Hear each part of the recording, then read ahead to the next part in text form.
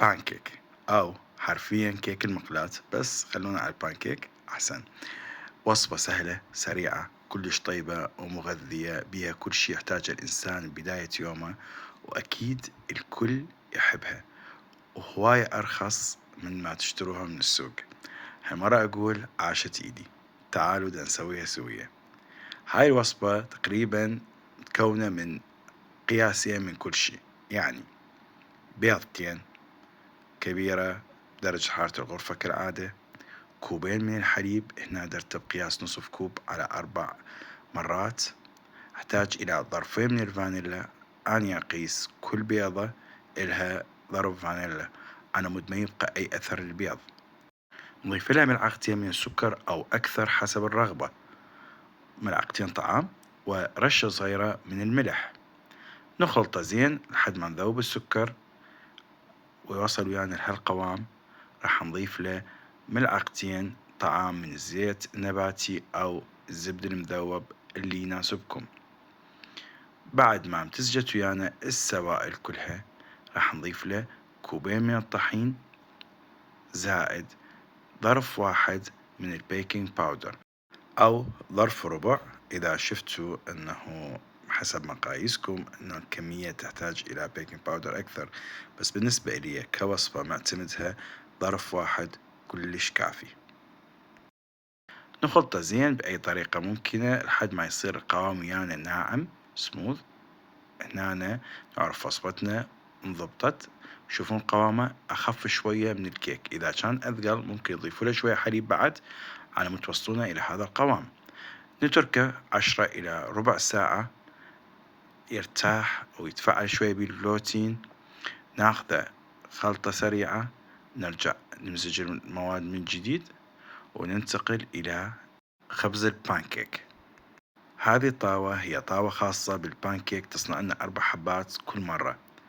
إذا موجودة تستفيدون من عندها، إذا ماكو ممكن تستخدمون طاوة غير قابلة للالتصاق. هنا دهنتها بزبدة وضفت لها ربع كوب بالضبط 3/4 أو ملعقتين من الطعام. يكون الطاوة مسخنة مسبقا وعلى حرارة متوسطة.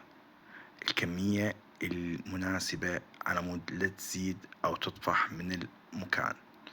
أقبضها وأتركها إلى أن تتشكل هذه الفقاعات على وجهها. هنا معناها البانكيك مالتنا ناجح تماما. الوجه مالته أشقر، معناها البانكيك استوى من الجهة.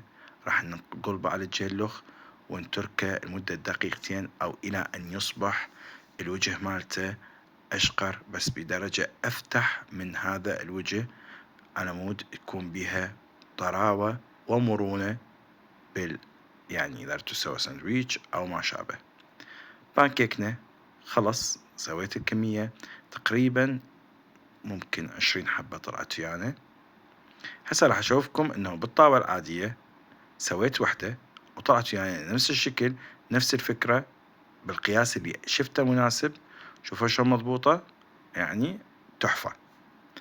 وخلص اليوم صار ريوقنا جاهز.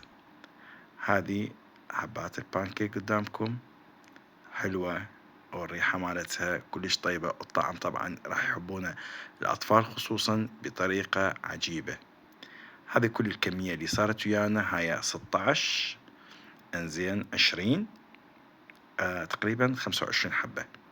صار وقت نجرب البانكيك، بما انه انا مو شاطر بتزيين الحلويات والديكور، فاكتفيت بس بصوص الشوكولاتة او ممكن صوص النوتيلا. سويتها طبقتين وزينتها مثل ما تشوفون، بس ما ضفت لها فراولة او موز او اي شيء اخر، يعني هذا الامر اختياري بالشخص شلون تحبونه انتو تسووه. وهذا هو الطعم، كان جدا رائع. اتمنى تجربوها، راح تشوفوها كلش سهلة كلش بسيطة وكلش راح تحبوها. وإن شاء الله أشوفكم بوصفات ثانية، وشكرا لكم على كل الدعم والمحبة. يلا مع السلامة.